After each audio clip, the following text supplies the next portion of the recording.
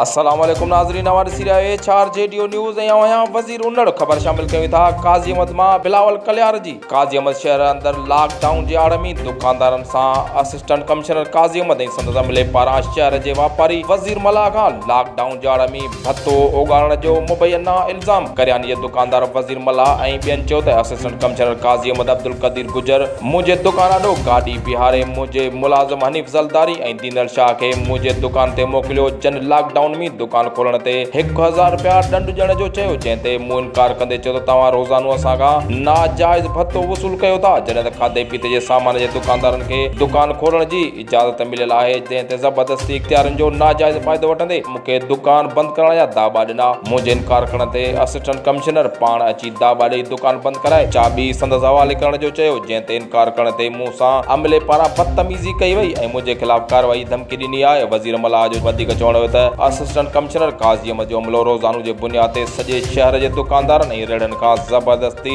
1500 खां 2000 रुपया रोज़ानो भत्तो घुरनि था। न ॾियण जे सूरत में सॼे शहर जा दुकान ऐं रेड़ा ज़बरदस्ती बंदि कराए वञनि था। हिननि डीसी नवाब शाह ऐं ॿियनि आला इख्तियारनि खां मुतालबो कयो त राशि असिस्टेंट कमिश्नर काजी अहमद अब्दुल कदीर गुजर हनीफ़ ज़लदारी ऐं दीनल शाह ख़िलाफ़ कार्रवाई करे काजी अहमद जे दुकानदारनि मां बेचैनी ख़त्म कई वञे। HR जेडी न्यूज़ में फ़िलहाल एतिरो ई। वधीक ख़बर अपडेट्स लाइ ॾिसंदा रहो HR जेडी न्यूज़। छा थियो छाता अचन था 1000 ॾियो 1500 ॾियो ही को तरीक़ो आहे? केर तो वठे था काज़ा इहो यान ही सरकारी जेडी महिल तो अचे पर्ची खयो 1000 ॾियो 1500 ॾियो छा को सरकारी ही तरीक़ो आहे? वज़ीर आला जो चला बाबत आहे जेडी महिल दुकान बंद कर ही को तरीक़ो सरकारी पैसा वठी सरकारी।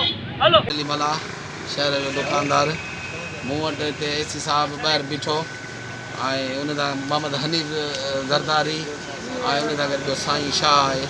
उहे मुंहिंजी दुकान ते जल्दी कर 1000 रुपया ॾे।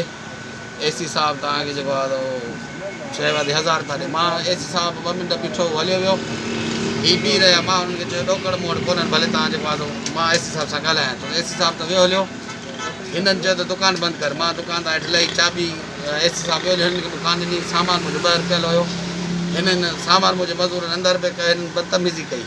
पुलिस वारे मोहम्मद हनीफ़ इन्हनि मां सभु मुंहिंजे मज़दूरनि खे चढ़ी विया। पोइ उते जेको आहे सो हंगामो थी वियो, माण्हू तमामु घणा गॾु थी विया। पोइ AC साहब वियो हलियो, उन खां बाद में वरी मोहम्मद हनीफ़ हिनखे मुंहिंजे दुकान ते वठी आयो।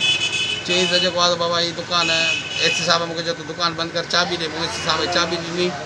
असां उते चयो त असां पैसा ॾियूं त पोइ असांजो दुकान सही आहे, जेकॾहिं पैसा नथा ॾियूं त पोइ असांजो दुकान सही आहे। हिकिड़ो मज़दूर 2 मज़दूर हुया, हिकिड़ो ग्राहक मुंहिंजे दुकान ते वेठो।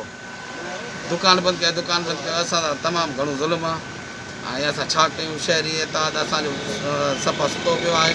दुकानदारनि सां तमामु बदतरीनी बेवाजिबी